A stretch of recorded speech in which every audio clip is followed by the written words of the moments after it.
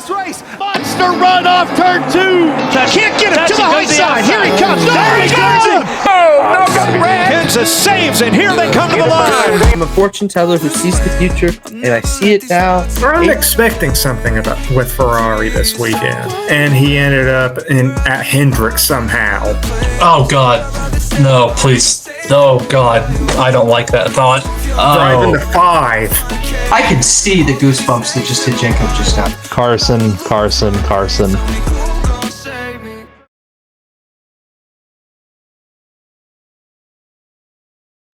Hello, ladies and gentlemen, and welcome to Coming to the Line. My name is Jacob Barker, joined by Chris Shoemaker and Mason Wood. Guys, it's been a couple weeks. Been through a rebrand, but you know what? We're back. We're ready to talk about some motorsports. We have a lot to talk about today. You guys ready?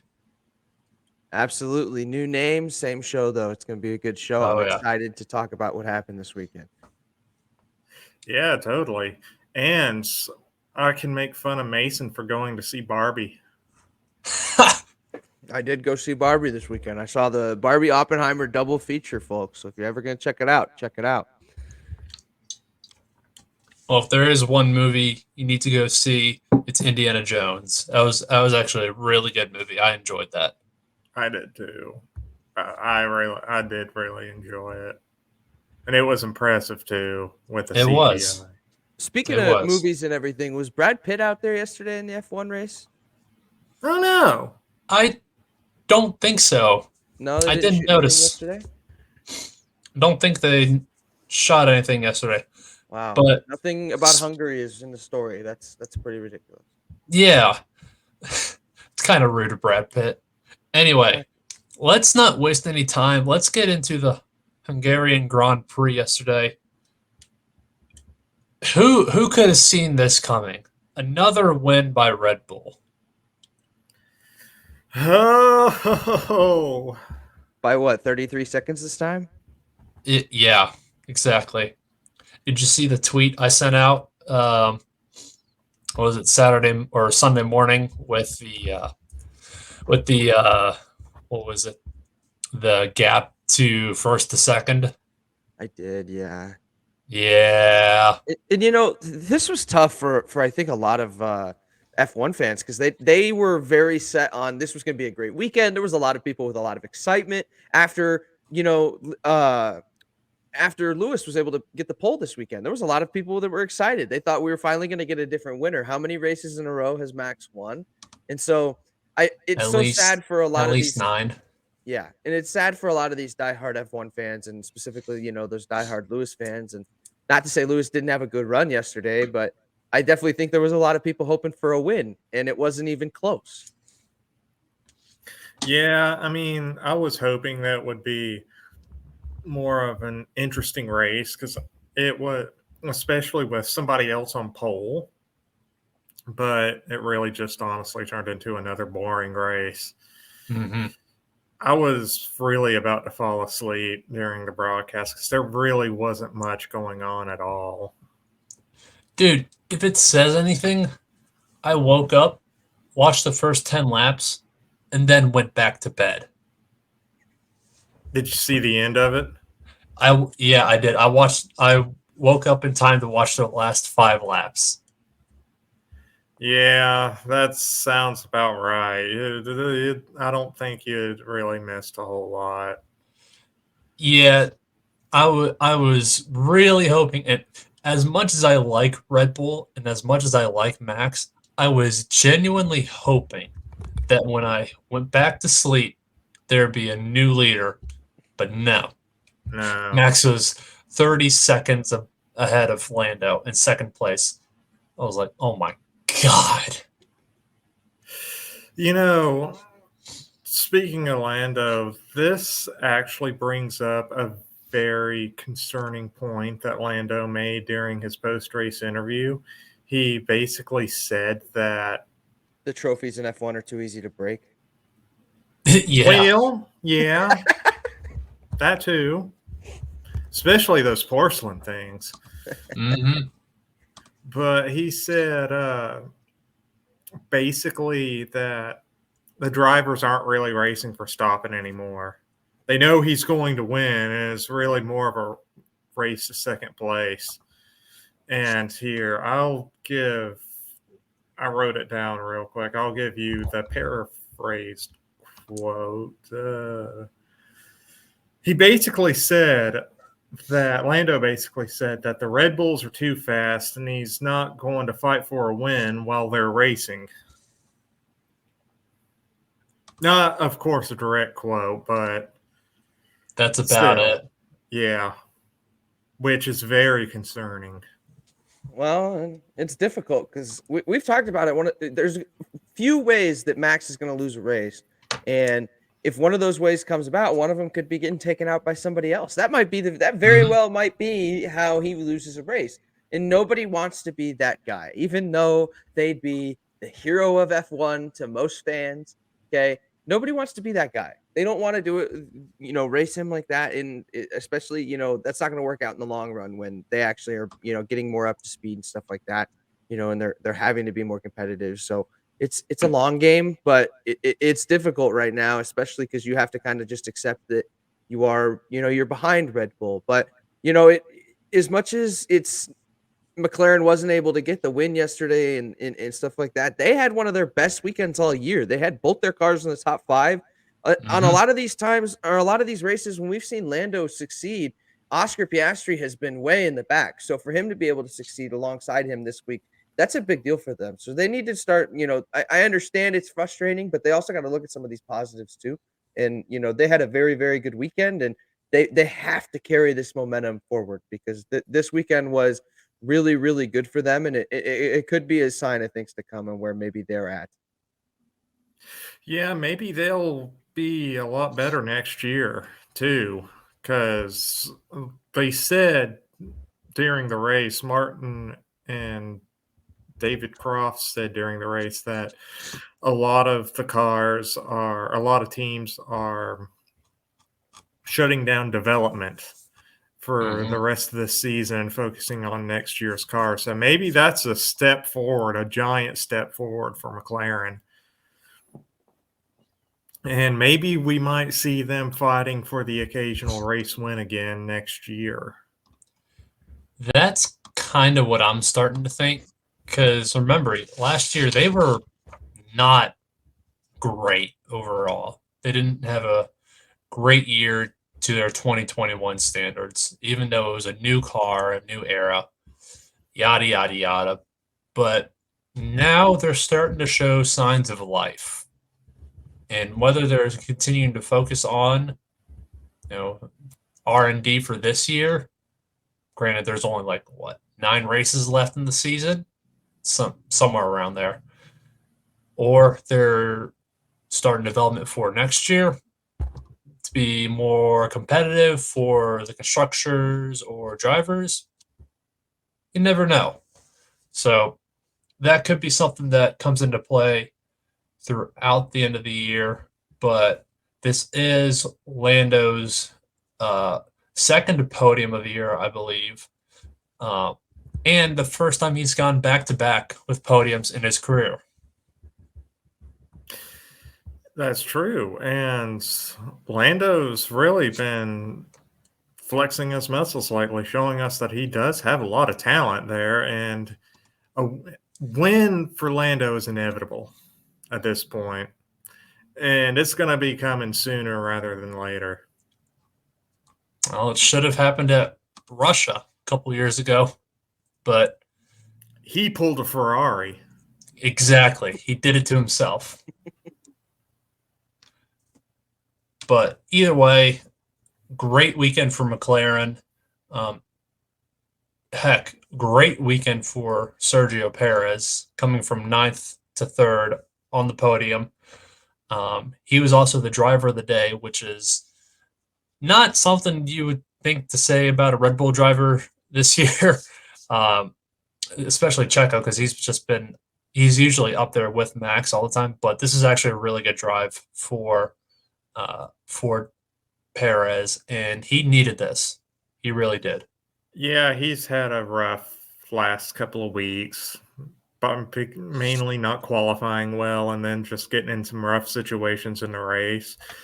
And it was even to the point where he is possibly getting it. His seat was getting a little bit hot. I still think it is. You think? It's definitely a possibility. Well, as we do know, Helmut Marko isn't very patient with his drivers. Like, look at what we saw with Nick DeVries. You know, it's, you never know. The whole Nick DeVries thing, all in all, it was really crappy. It was a crappy situation. Was he underperforming? A little Probably. bit. Yeah, a little bit. But they're what? The third worst car on the grid? Somewhere around there. And he was a rookie. And he was a rookie. So that whole situation is really crappy to begin with. So Lewis Hamilton actually made an interesting quote about it. He said, basically, that's how Red Bull goes. Yeah. Something like that. Yeah, and he's right. And I'd say when it comes to drivers, Red Bull doesn't have a very good, what do you call it? A very good history or with patience with their drivers. And really, unless you're going to be a top driver, a number one driver, there's no reason, I think, to go to Red Bull. Because it's inevitable that you're going to get got. Mm-hmm. I don't know. It's, like I said, it's a crappy situation overall. But and two, look at their history with, say, Mark Webber 10 years ago. And they treated Mark Webber pretty bad. I believe he was one of the original Red Bull drivers. Maybe not. Now I think about it, I don't think he was. But he was there. Right. But they haven't had a good history with treating their drivers well and patience and everything. And then I'd say they're worse than Ferrari for treating their number one driver so much more better than their number two. I don't know. It's just, like I said, it sucks overall. But that's Red Bull. It's kind of F1 overall. But to some positive news, one of my favorite races is next week. That's the Belgian Grand Prix. Oh, yeah. So Rouge and Radion. Yeah. That's always a fun time. And then there's always a chance of rain in Spa. Well, it's kind of like Florida this time of year. If it's not raining, it's getting ready to rain. Yeah, right. So Spa always puts on some good races. It usually does. Except with that race a couple of years ago. God, that was awful. Well, hopefully it'll put on a good race because I definitely don't think this was the race people were hoping for this weekend. No, it really wasn't. And hopefully maybe there will be a fight for the win this time. No. Yeah. And two, this is going to be another home race for Max because Belgium's right beside the Netherlands. Mm-hmm. And we're yet to go to the Netherlands. That's right. And that's going to be coming up soon, isn't it? Probably next race after Spa. So, yeah, he's going to have 2 home races in a row. That is correct. Yeah. After Belgium, we're going to head to Netherlands. Woo. So probably 2 more wins at least for Red Bull and Max. Yeah, I definitely don't see anything changing this weekend at Belgium, but I definitely think it could be a good race. And do we see any weather this weekend? It's a good question. I'm looking for some weather. Give me a nice downpour for the whole race, and we'll just Enough give of a 'em- downpour where it'll be interesting, but not a red Oh, flag. Oh, ooh, Ooh. there's a chance. Ooh. there is. What time is the race in Belgium? Usually, it's going to be 3 probably o'clock. 3 o'clock. There's going to be about a 33% chance at 3 o'clock. It looks like it'll maybe have rained earlier in the day, about a 40% chance. So it's possible. Now, keep in mind that's quite a few days out. This is today. The day we're recording is Monday, so think Sunday. It's about 5 days out. Weather does change, but as of right now, it could possibly be a little bit damp heading to Belgium. So that could be exciting. At the very least, they could be starting on inters and have changeable weather conditions, which always makes for an interesting race. Well, Or and we what's could going to just make things interesting too is practice is going to be probably all underwater because it's going to be about an 80% chance all day on Friday, and Saturday's kind of looking pretty similar, about 60 to 50% chance kind of throughout the day. So they're going to be experiencing this wet weather one way or another, whether it's practice, Mhm. qualifying, or the race. The biggest thing is it are we going to see all the rain in practice and qualifying, and then we get to the race and it's a completely dry race? Maybe that changes how the race goes. Maybe that's what creates some of that extra action we're looking for. Even then, if it's a complete bone dry race, but if qualifying and practice are both washouts, you don't know what's going to be happening because nobody's got that data. Exactly. So maybe that's our best hope for a good race weekend is let the whole thing get, everything's done under the wets until we get to the race, and then all right, try out the dries for the weekend. We haven't tried them all weekend. Try them out. Why not? That's usually how it turns out anyway. Yeah. Speaking of positive news, Andretti might be getting the green light sometime within the next couple of weeks to join the grid. Finally. Yeah, there's a chance. They're Chris has been definitely a waiting chance. patiently for this news. They were expected to get the green light sometime this month, but I'm starting to think it won't happen this month. But I'm expecting it within the next 6 weeks at the very least. I'm still wondering who should be their driver. You don't have any ideas? I feel like you would have somebody lined up that you want taking that seat. I was thinking Herta, but Herta has not had a good year and a half. No. No. So, and Grosjean's is a big question mark too. They could get Palou. They could try to pluck Palou from Ganassi. Yeah, I think we may have mentioned that. I still don't think it's going to happen. Mm-mm. I don't either. I think Palou's going to be in IndyCar for at least another year, but you never know what could happen, and especially if he feels like this is the right opportunity, then why not go for it? But there's who knows, man. Who knows? I don't really. I'll be honest. I don't have any idea who they're going to pick up next year either. So it's a wild card. It really is. But one thing I do like about it is more American manufacturers are getting into F1. GM, which that's a big deal.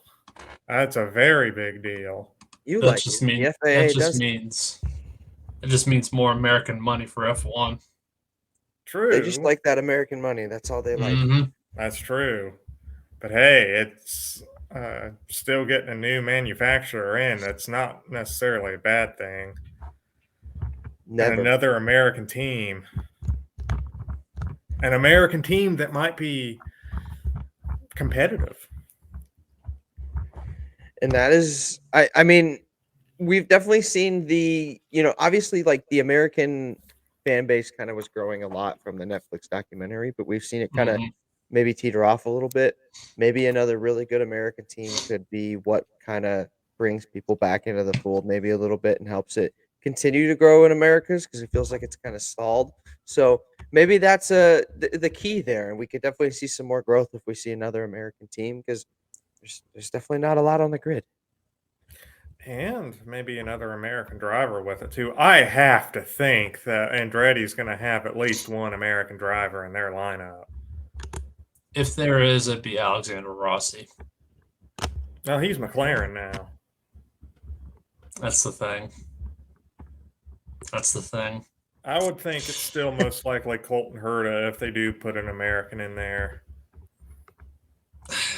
I don't know. I don't know. They could go for Callum Islet. He's He's been very good lately. And he's raced in Europe before. There'd be a chance, I think.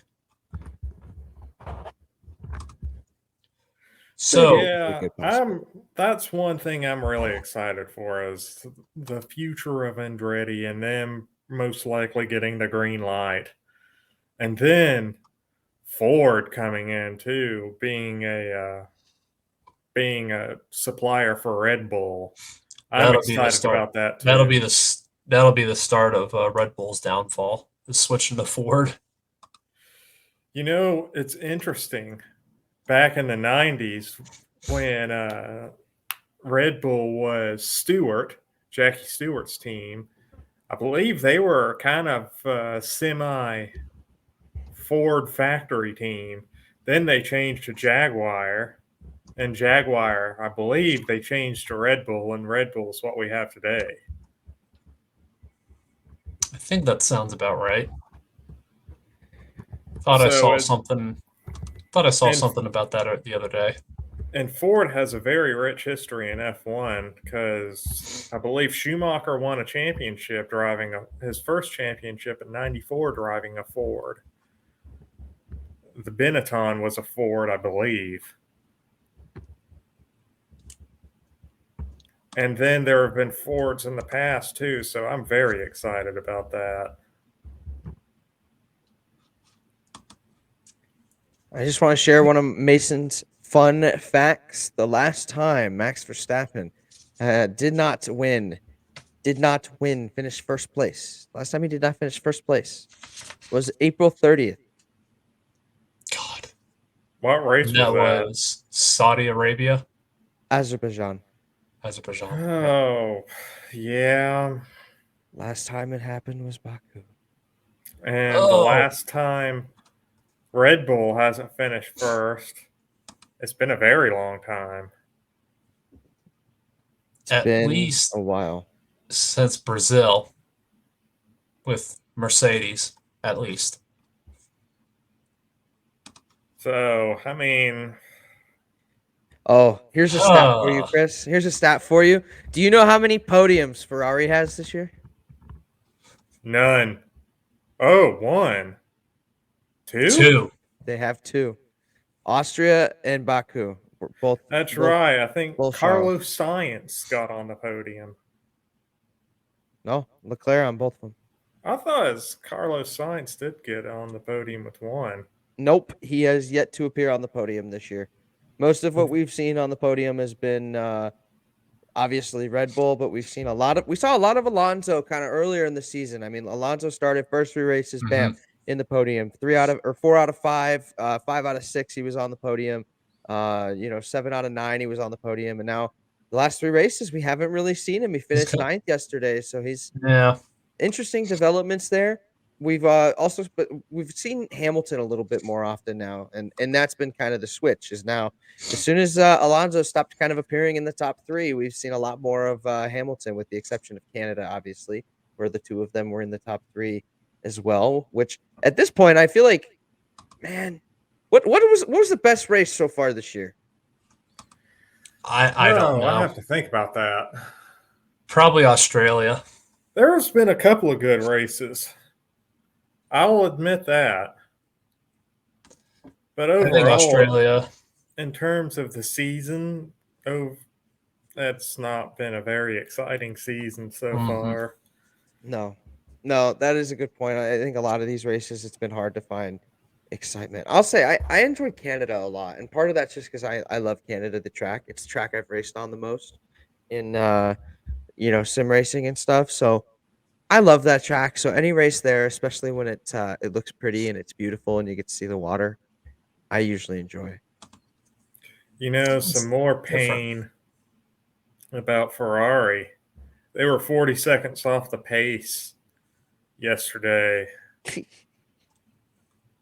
That's got to be painful for Ferrari fans. And I grew up watching Ferrari win, and that downfall has been bad, steep. Now, let me ask y'all this. Do you believe Carlos Sainz could be in the hot seat? I don't know, man. I think I don't know. maybe they just need to wake up and realize they suck. And it's not just the drivers, man. Speaking of which, Charles Leclerc signed a new contract with Ferrari, I think it was last week. What was he thinking? I don't know what he sees in Ferrari right now, but obviously he knows something that we don't know. And that's a little Or worrying. they're offering him a lot of money. Oh, I'm sure. I think too. What would the next best option have been? That's true. And he wouldn't want to. I don't believe he would want to go to Red Bull. No. And I don't. And you would think like maybe people would say the Hamilton ride opens up, but I don't think Hamilton leaves this year. So options for a better car are limited. As much as it sucks to say, right? Because like we don't feel like Ferrari's up to par and everything. Like the options to step forward are limited, and he's basically got to accept he's got to take a step back if he wants to leave somewhere. So it's like, okay, let's put my head down. Let's just figure this out. That's easier than going to a car that might not be as good and then having to carry that, and then maybe even looking even worse. You say he could take the Hamilton seat, or could have taken the Hamilton seat if he left. I don't even know if Mercedes would want that, just because I'd say they'd be pushing to get Schumacher. They would put Mick in that seat. They would 100%, and I'd imagine 100% put Mick in there. I'd imagine too that Mercedes wants a German driver in a seat, because it's been a long time since they've had a German driver. Mm-hmm. But yeah. Oh well. Although this season hasn't been the most exciting season in the world and the most dramatic championship fight in history, there are some very positive things to look forward to in the future. Oh, definitely. And I think Andretti will be a number 3 team off the bat, maybe number 4 team. Bold statement. That's a very bold statement. They got the resources where Haas didn't. And they got the success in all other forms. Well, we won't know until at least next year. We won't know till we know. Exactly. So, with all that being said, who are we thinking for podium for next week?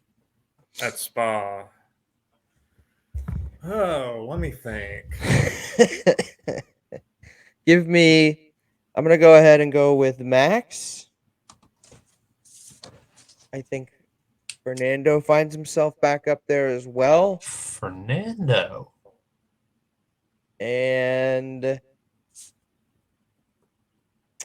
I don't know. I'm going to say Sergio doesn't make the podium. Give me George Russell. Fernando and George Russell. I'm throwing darts. I'm thinking, of course, Max first. Then I'm thinking Hamilton. Okay. And let's see. Mercedes has been in an upswing lately. And I'm torn, but I'm thinking I might go with Perez. Because Perez can build off a good race this week, and I think he will. And I believe that'll be the podium coming up. And I think Hamilton can build on a good qualifying performance. And Mercedes has been on a positive trend lately. All right. I'm going to go bold, but this is the stupid kind of bold because I'm not going to pick Max as the winner. I probably shouldn't do this, but I'm going to pick Lando for the win. Whoa. Max second, and put Hamilton third. Why not? Just why not? Make it interesting. Lando winning. Why not? Make it interesting. Well, like I said, it's stupid. If he ends up winning, you look like a genius. Listen, I can call F1 pretty well and the Cup Series for nothing. So please, Lando. Please, Lando, if you watch this, win. just win. Do I think it'll happen? No. But enough about F1 for right now. Let's talk about some IndyCar.